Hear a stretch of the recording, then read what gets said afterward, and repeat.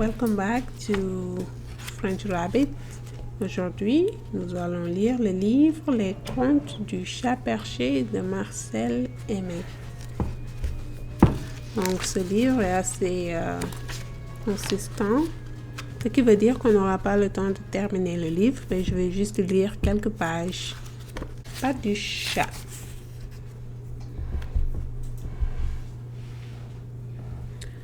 Le soir, comme il rentrait des champs, les parents trouvent le chat sur la margelle du puits où il était occupé à faire sa toilette. « Allons, dirent-ils, voilà le chat qui passe sa patte par-dessus son oreille. Il va encore pleuvoir demain. » En effet, le lendemain, la pluie tomba toute la journée. Il ne fallait pas penser aller au champ. Fâchés de ne pouvoir mettre le nez dehors, les parents étaient de mauvaise humeur et peu patients avec leurs deux filles. Delphine l'aînée et Marinette, la plus blonde, jouaient dans la cuisine à pigeon-vol, aux ocellets, aux pendus, à la poupée et à loup et tu. Toujours jouer, grommelaient les parents, toujours s'amuser. Des grandes filles comme ça. Vous verrez que quand elles auront 10 ans, elles joueront encore. Au lieu de s'occuper à un ouvrage de couture ou d'écrire à leur oncle Alfred, ce serait pourtant bien plus utile. Quand ils en avaient fini avec les petites, les parents s'en prenaient au chat qui, assis sur la fenêtre, regardait pleuvoir.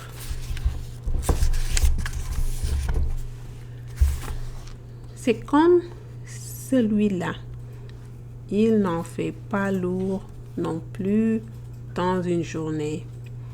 Il ne manque pourtant pas de souris qui trottent de la cave au grenier.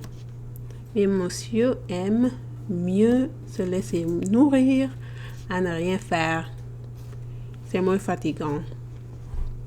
Vous trouvez toujours à redire à tout, répondait le chat. La journée est faite pour dormir et pour se distraire. La nuit, quand je galope à travers le grenier, vous n'êtes pas derrière moi pour me faire des compliments. C'est bon, tu as toujours raison, quoi. C'est la fin de l'après-midi, la pluie continuait à tomber. Et pendant que les parents étaient occupés à l'écurie, les petites se mirent à jouer autour de la table. « Vous ne devriez pas jouer à ça, dit le chat. Ce qui va arriver, c'est que vous allez encore casser quelque chose. Et les parents vont crier. Si on t'écoutait, répondit Delphine, on ne jouerait jamais à rien. C'est vrai, approuva Marinette. Avec Alphonse, c'est le nom qu'elle avait donné au chat. Il faudrait passer son temps à dormir. Alphonse n'insista pas et les petites se remirent à courir. Au milieu de la table, il y avait un plat en faïence qui était dans la maison depuis 100 ans et auquel les parents tenaient beaucoup. En courant, Delphine et Marinette empoignèrent un pied de la table et soulevèrent sans y penser. Qu'elles soulevèrent sans y penser. Le plat en faïence glissa doucement et tomba sur le carrelage où il fit plusieurs morceaux. Le chat, toujours assis sur la fenêtre, ne tourna même pas la tête. Les petites ne pensait plus à courir et était très chaud aux oreilles. Alphonse, il y a le plat en faïence qui vient de casser. Qu'est-ce qu'on va faire? Ramasser les débris et aller les jeter dans un fossé. Les parents ne s'apercevront peut-être de rien. Mais non, il est trop tard. Les voilà qui rentrent. En voyant les morceaux du plat en faïence, les parents furent si en colère qu'ils se mirent à sauter comme des puces au travers de la cuisine. Malheureuse, criait-il, un plat qui était dans la famille depuis 100 ans, et vous l'avez mis en morceaux. Vous n'en ferez jamais d'autres. Deux monstres que vous êtes. C'est vous qui serez punis. Défense de jouer et au pain sec. Jugeant la punition trop douce, les parents s'accordèrent un temps de réflexion et reprirent, en regardant les petites avec des sourires cruels. Non, pas de pain sec, mais demain, s'il ne pleut pas, demain, ha ha ha, demain vous irez voir la tante Mélina. Delphine et Marinette étaient devenues très pâles et joignaient les mains avec des yeux suppliants. Pas de prière qui tienne. S'il ne pleut pas, vous irez chez la tante Mélina lui porter un pot de confiture.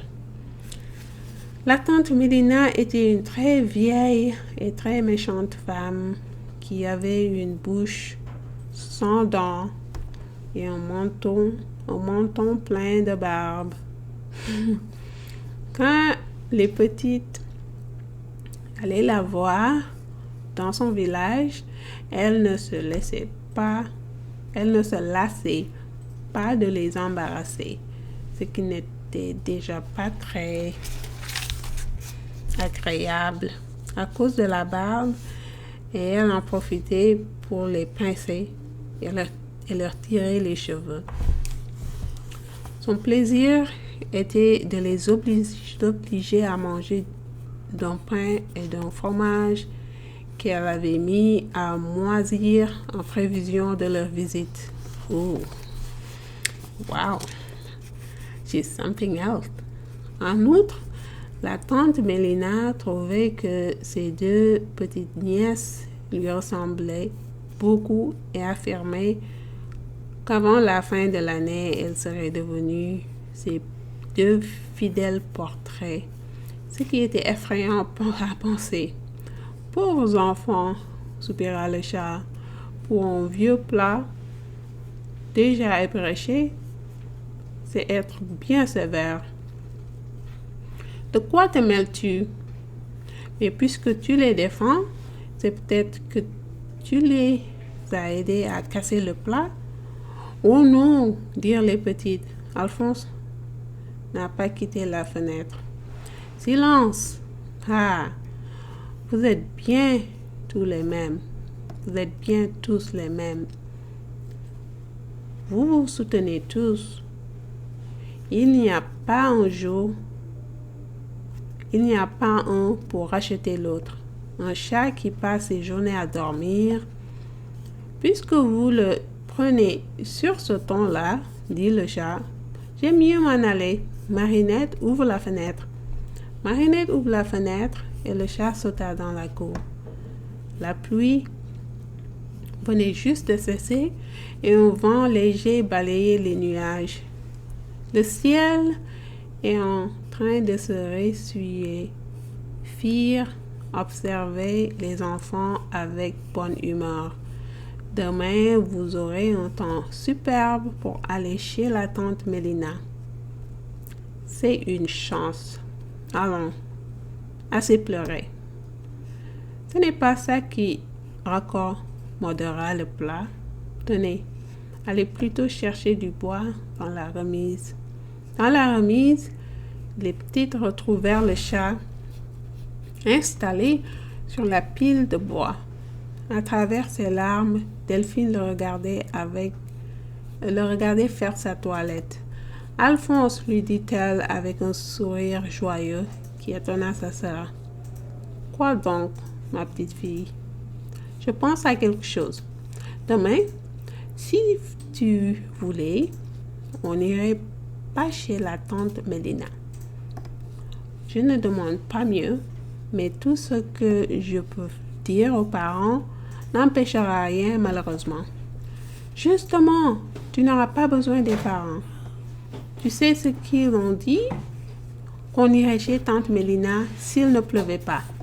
Alors,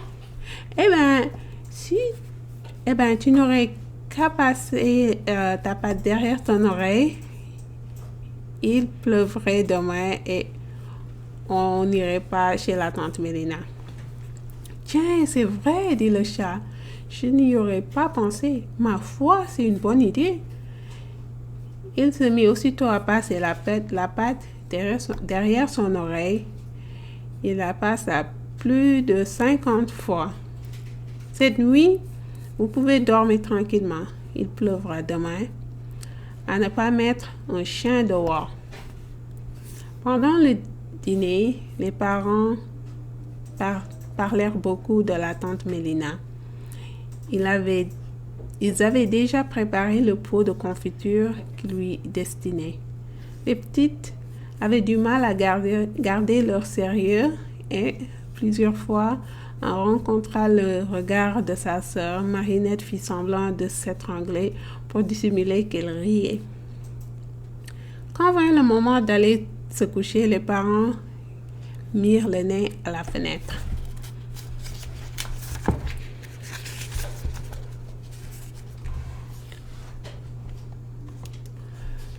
Je pense que je vais m'arrêter ici. On est à la page 19.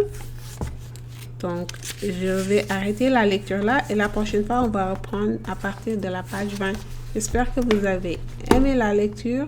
Si vous avez la chance, récupérez ce livre à votre bibliothèque locale. Et puis, bonne lecture. À la prochaine. Thank you for watching.